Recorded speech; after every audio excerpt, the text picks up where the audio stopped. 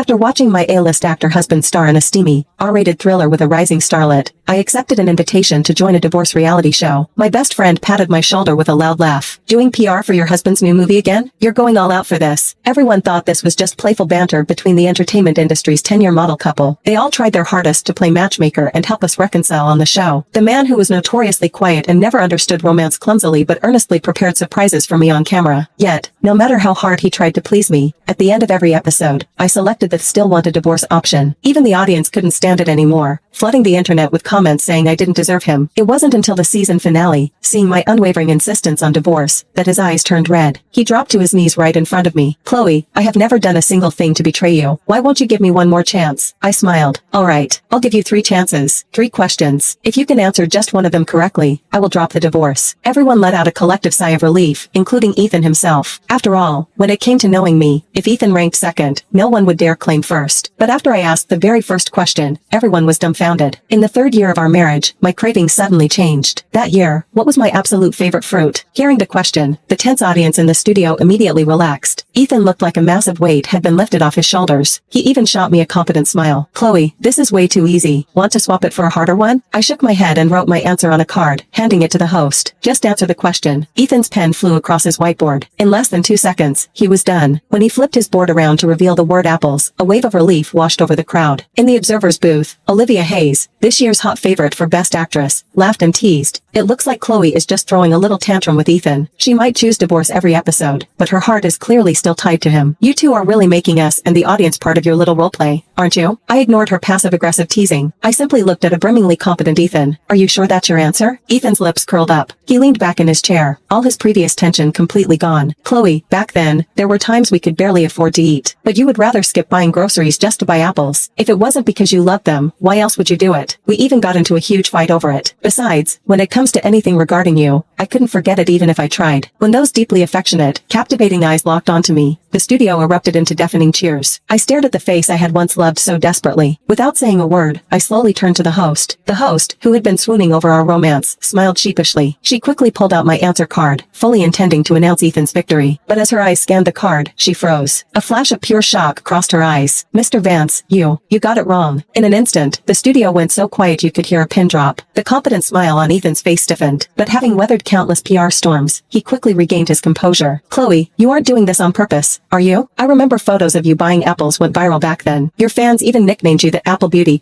Not to mention, you were slicing apples at home every single day. The whole house smelled like apples. How could I possibly remember it wrong?